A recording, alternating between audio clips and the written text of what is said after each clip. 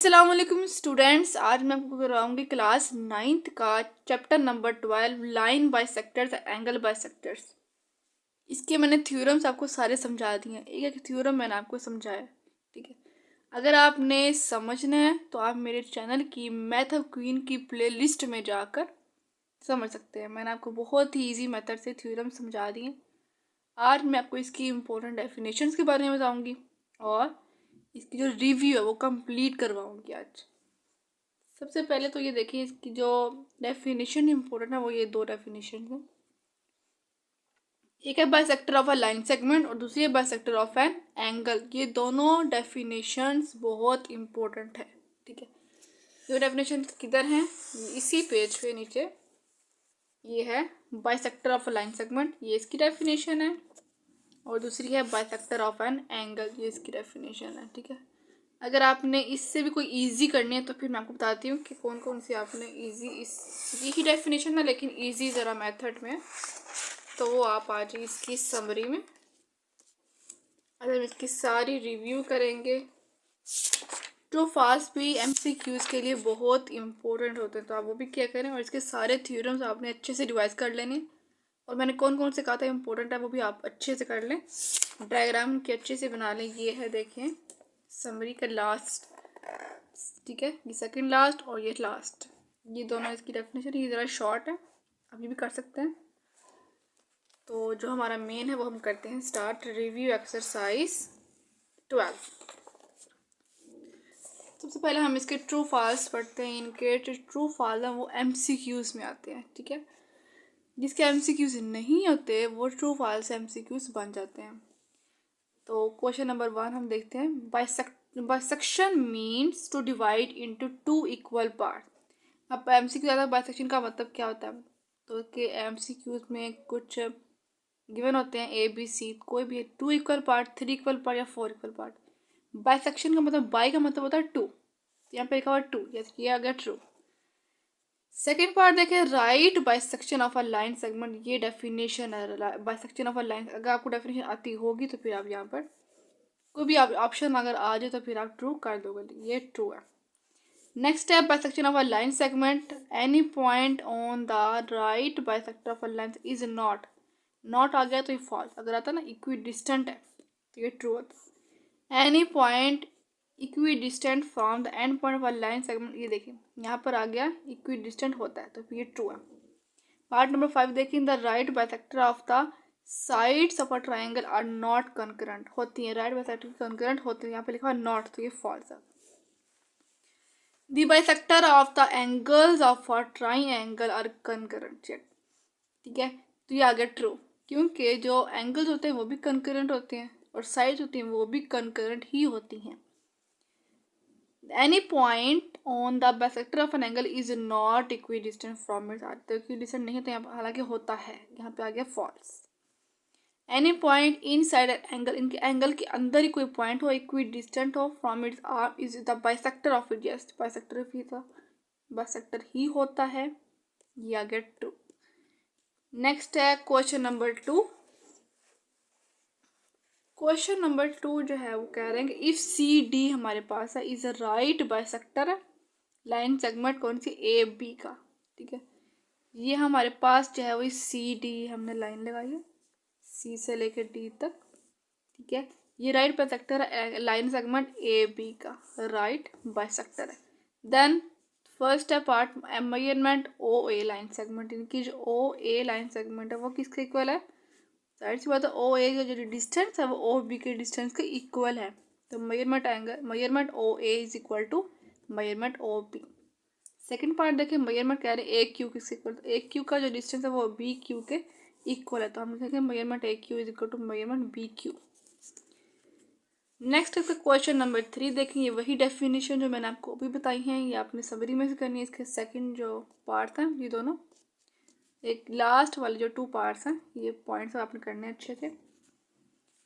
Question number 4, if the given triangle A B C, ये हमें triangle given है A B और सी, ये equilateral triangle and A D, जो ए डी है हमारे पास जो मिड पर is the bisector of angle A, then find the values of unknown x degree, y degree and z degree। इनकी जो अननाउन है ना हमने वो फाइंड करनी है।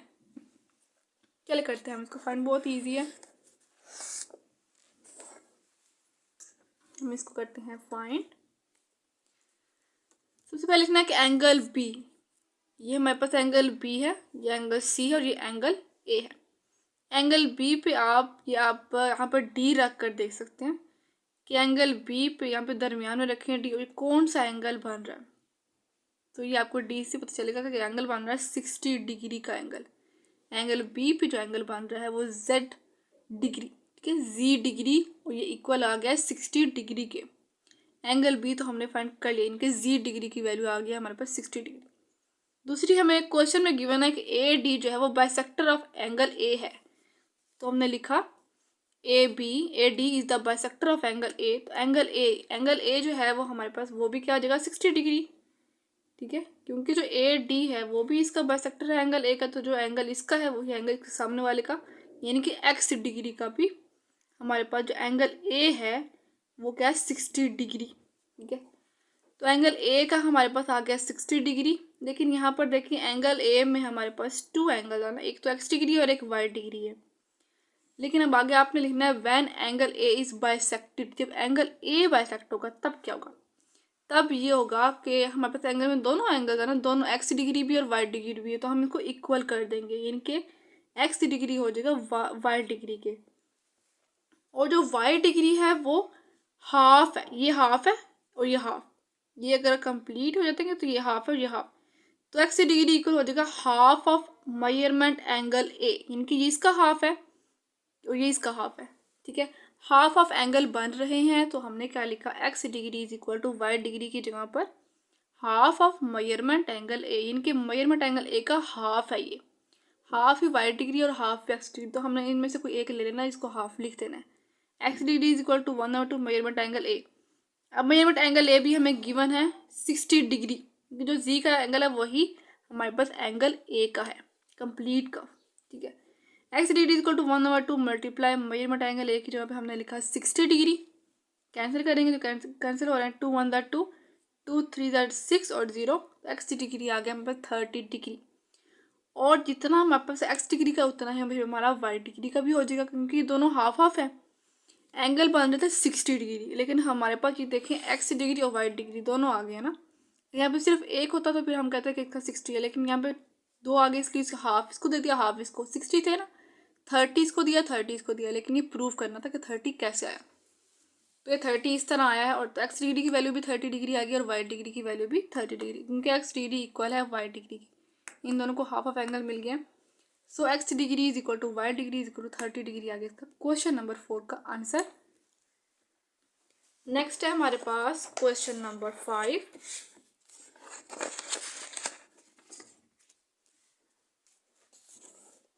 क्वेश्चन नंबर 5 में कह रहे हैं कि in the given congruent triangles, ठीक है, एल एम ओ, इनके दो ट्राइंगल बन रही है इसमें, एल एम ओ ये एक ट्राइंगल है, एल एम ओ एक ट्राइंगल, और एल एन ओ ये दूसरी ट्राइंगल, 2 ट्राइंगल है इसके अंदर। और हमने फाइंड करने अननाउन एक्स और एम, यानी कि यहाँ पर जो एक्स है 2x + 6, एक एक्स फाइंड करना और एक एम फाइंड करना है। तो चलिए करते हैं हम इसको फाइंड। सबसे पहले जाना है कि ये दोनों ट्राइंगल्स एल एम ओ ये आपस में कॉन्ग्रुएंट है, ये भी क्वेश्चन में गिवन है, in the given congruent triangle. तो ये हमने कॉन्ग्रुएंट का साइन लगाया। तो मेजरमेंट पहले कौन सी, एल एम, ये देखें ना, ये हमारे पास एक एल है और एक एम। एल एम किसके इक्वल हो जाएगा, एल एम जो साइड है वो इक्वल है एल एन के, ठीक है। तो हमने लिखा है मेजरमेंट एल एम इनके line segment is equal to measurement L N दूसरी लाइन सेगमेंट के इक्वल है। अब इनकी वैल्यूज लिखेंगे। एल एम की जो वैल्यू है वो है 2x + 6 is equal to, L N की वैल्यू है 18, तो ये हमने लिखी है इनकी values, 2x + 6 is equal to 18। 2x को हम इधर रहने देंगे और 6 को इधर ले आकर माइनस कर देंगे, ठीक है। इधर ले जाकर हम क्या करेंगे, माइनस +6 इक्वल के इस तरफ आकर -6 हो गया। अब 18 में से 6 को माइनस कर दें तो 12 आ गया। यहाँ पर 2x के साथ मल्टीप्लाई हो रहा है, इक्वल के इस तरफ राइट साइड पर आकर डिवाइड हो जाएगा। 2 1 2 और 2 6 12। एक्स की वैल्यू आ गई है 6 यूनिट। एक्स की तो वैल्यू हमने फाइंड कर ली। अब दूसरी हमने फाइंड करनी थी एम की वैल्यू। तो एम की वैल्यू कैसे फाइंड करेंगे? एम की वैल्यू में हम यहाँ पर एम है तो हम क्या करेंगे, M O measurement line segment M O is equal to m, यहाँ मेजरमेंट ओ एन, यानी कि एम ओ और ओ एन जो है आपस में इन दोनों का डिस्टेंस इक्वल है। ठीक है, तो ये हमने लिखा measurement M O is equal to measurement O N. तो एम की वैल्यू आ गई 12। देखें बिल्कुल ये दोनों इक्वल हो जाएंगे, एम इज इक्वल टू 12। इसकी वैल्यू एम ओ की एम है और ओ एन की वैल्यू 12। तो m is equal to 12 unit. M की वैल्यू आ गई 12 और एक्स की वैल्यू आ गई 6। यही हमने फाइंड करना था क्वेश्चन नंबर 5। नेक्स्ट है क्वेश्चन नंबर 6। क्वेश्चन नंबर 6 जो है वो बहुत ही इंपॉर्टेंट क्वेश्चन है। क्वेश्चन नंबर 6 में कह रहे हैं C D is the right bisector of the line segment A B, यानी कि जो सी डी जो हमने लाइन लगाई है वो किसके राइट बाइसेक्टर है? ए बी का। तो पार्ट नंबर 1 में कह रहे हैं कि अगर मेजरमेंट ए बी, इनकी जो एंगल लाइन हमारे पास ए बी है वो 6 सेंटीमीटर हो तो फाइंड करें ए एल और एल बी। ये हमें गिवन नहीं है, हमने ये फाइंड करनी है। मेजरमेंट ए एल इनकी वैल्यू फाइंड करनी है और measurement L B first part में हमने ये फाइंड करना है। तो लिखते हैं, सबसे पहले हम लिखेंगे L is the mid point of A B. जो एल है वो हमारे पास ए बी का मिड पॉइंट है, ये लिखा हमने। Measurement A L is equal to measurement L B, ये लिखा। अब ये देखिए मेजरमेंट ए एल और मेजरमेंट एल बी ये दोनों हाफ है, जिस तरह हमने पिछले क्वेश्चन में किया था कि हाफ एंगल उसको दे दिया, हाफ इसको दे दिया। ये दोनों हाफ है, इसका हाफ इसको मिलेगा, इसका हाफ इसको मिलेगा। Measurement A L is equal to ये हाफ किसका? ए बी का हाफ है। ठीक है, ए बी को तो हम हाफ कर रहे हैं, इसका हाफ है मेजरमेंट। यहाँ पर देखें measurement A L is equal to half of measurement A B. A B जो लाइन है उसका हाफ है ये ए एल। ठीक है, तो हमने लिखा 1/2 मल्टीप्लाई ए बी। यहाँ पर ए बी तो हमें गिवन है पार्ट नंबर 1 में 6, तो हमने ए बी की जहाँ पर मल्टीप्लाई 6 1/2 मल्टीप्लाई 6 लिखा। 2 1/2 2 3 ज़र 6। ए एल आ गया हमारे पास 3 और जो इसका हाफ आएगा वो ही इसका होगा, क्योंकि जो इसका आंसर आया 3 वही एल बी का भी आंसर आएगा, क्योंकि दोनों हाफ हाफ होंगे। तो यहाँ पे आ गया 3 सेंटीमीटर और एल बी का भी आ गया हमारे पास 3 सेंटीमीटर, क्योंकि measurement A L is equal to measurement L B, half और हाफ इन दोनों को मिल जाएंगे।